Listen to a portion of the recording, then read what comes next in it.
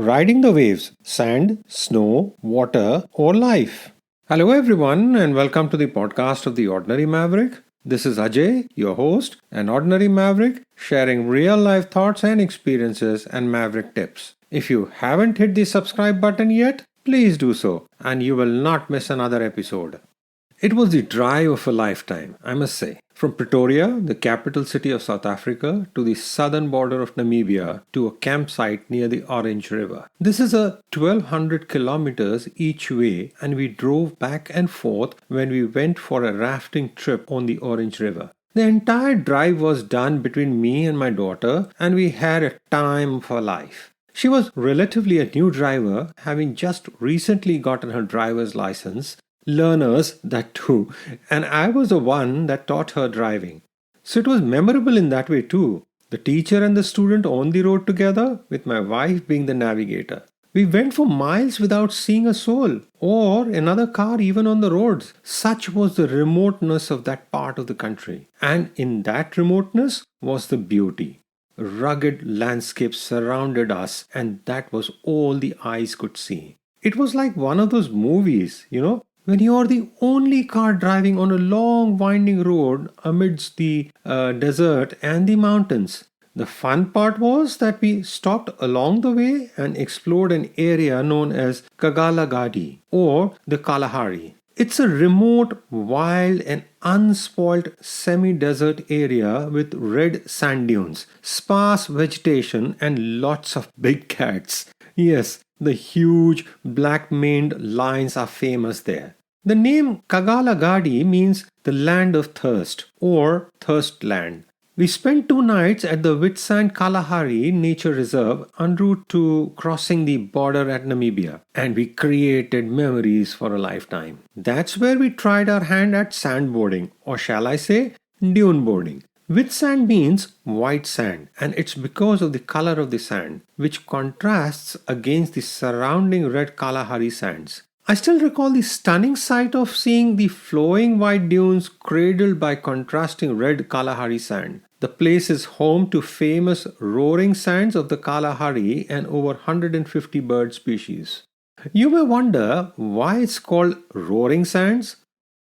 Well, the countless millions of grains of sands which make up the dunes rub together to emit a deep, reverberating hum. This phenomena takes place when the weather is hot and dry, and then when you get to the dunes, you can hear a rumble sound close to a roaring sound. Coming back to our experience of dune boarding, it was just amazing. We used sandboards, like the snowboard.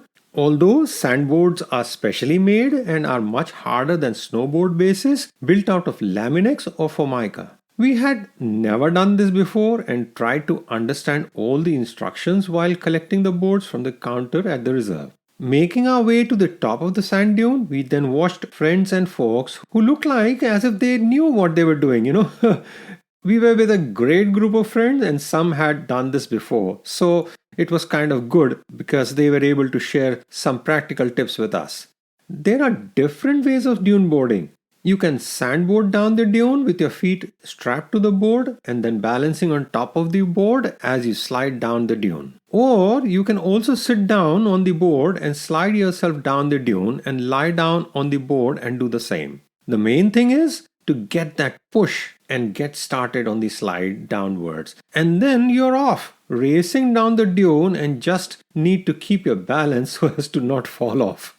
Sandboarding can look easy, but it's not that simple. The dunes can be incredibly steep and tall, and the sand is often loose and powdery, so difficult to keep the balance. And of course, if you do fall, you will be covered with sand from head to toe. Similarly, one does snowboarding down the hill covered with snow. But dune and sandboarding seem more like surfing. It's about how one maintains balance and goes with the flow and manages your weight on top of the board, and you do the same while surfing too. It's a bit different for snowboarding. Guess that's because snow-covered mountains are a bit harder on the surface compared to the softer sand and the fluidity of water. I say this because we have tried our hand at surfing too. And again, what an experience that was. And at a beautiful location in South Africa on the eastern coast, and the place was also famous for a hole in the wall. Yes, you heard that right. Hole in the wall. We were intrigued too when we first heard the name and planned a road trip to see it firsthand. It's an extraordinary natural arch and takes the form of a hole pierced through a wall of sandstone and shale by the waves of the sea, located at the mouth of the Mpako River, near a place called Coffee Bay on the east coast of South Africa. This site dates back 260 million years and is surrounded by legends and mythology. From a scientific basis, it is believed that the continuous wave action against the softer sandstone wore away the cliff walls and created the hole. This hole and the wall itself is massive. We were so fascinated by the name Coffee Bay, being major coffee lovers ourselves, and planned a great road trip from Pretoria to Coffee Bay, stopping along the way at different spots and finally reaching and staying in Coffee Bay for about a week. Lots of memorable experiences there, including trying surfing in the ocean. We also enjoyed a day trip and trekked our way across the cliff to see the hole in the wall, and it totally lived up to its name and history. Stunning arch that one reaches after a beautiful scenic hike through the mountain trail. For surfing, this place is ideal for beginners. It offers gentle, smooth ride breaking wave, which is much easier to manage and hold balance when one is starting off. As a family, we enjoyed daily surfing lessons, having signed up for them at the backpackers place where we were staying. I've shared about the fantastic trips we have had and our stays at backpackers hostels in earlier podcast episodes, enjoying the local flavor and meeting great folks on these trips. Coffee Bay gets its name from hundreds of coffee trees which grew from beans scattered by a shipwreck of plunderers. At least that's what the story says. When we reached there, Coffee Bay was a small village, very picturesque with stunning views and a largely rural community. We remember our time there very fondly, and just the thought of Coffee Bay brings a smile to all our faces. And of course, the experience of surfing there does stand out in our memories. It's the same with our experience of snowboarding and snow tubing. One goes up the hill with your snowboard or the tube and then comes sliding down, gaining momentum with the slide, enjoying the adrenaline rush and the cold winter breeze on the face. Snow sports in the winter has its own magic, and we did some of this during our holidays in the US over the years. You're all covered up in winter gear, and with skiing or snowboarding or tubing, the speed with which you come down the mountain really gets your adrenaline going. And the best part is the steaming hot cocoa that one enjoys after these skiing and snow adventures. Sandboarding, snowboarding, tubing, and surfing were all fun sports, and we enjoyed experiencing them all.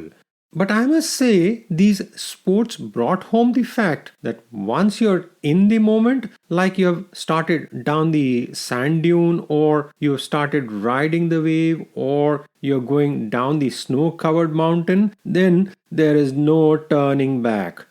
The only way is to keep going, and in many ways, it's similar to the fall forward component of the Maverick formula. Well, fellow Mavericks, life in waves. The ups and downs, they just come. One must ride these and come safely across.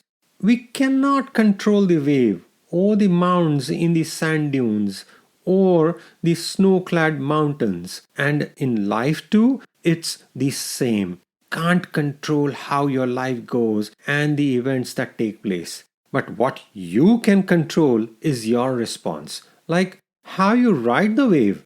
This requires resilience, refocus, rebalance, basically centering yourself or oneself so that you don't topple over. There are some famous related sayings like, you can't stop the waves, but you can learn to surf. Basically, meaning you can learn to balance and ride the wave and make it safely across. However, we know that waves can be strong and can knock you down, be it in the sand or in the water or the snow. One just has to get right back up. Here is another thought. When we went sandboarding, the person giving out the boards tried to tailor the board to the person. The height, weight, adult or child, it was the same for surfing. Well, in life too, one must be well prepared. It's not as if one size fits all. You cannot look at another person and think that their approach or preparation will work for you. You must do it yourself and tailor it. Only and only then will it work. The more resilience you garner, the more strongly you can ride the wave. Another aspect to think about, you need to face it alone. Ride the wave yourself. Can't rely on others, but you can take the tips and the experiences and learn from others, which you must. In surfing, there is a term called pop back up. Basically, that means that the moment a wave hits you, you must pop back up and balance so you can get a chance to ride the next wave. That's how it is in life too. There is disappointment, despair, anger, frustration, but we just have to pop back up. Be ready for the next one and the next. And believe you me, nothing is more exhilarating than making it to the finish point. Be it sandboarding, snowboarding, surfing, or in a life well lived. Do keep writing your comments and sharing your feedback via our Instagram at The Ordinary Maverick or through our hashtag The Ordinary Maverick. I love hearing from you. This is Ajay signing off and wishing you have an amazing day, a super amazing year. Keep well, stay safe. Credits. This podcast series was put together as a team effort from the Bhardwaj family.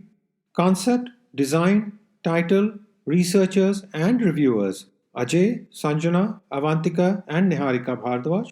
Script, Sanjana. Cover design, Niharika. All rights reserved.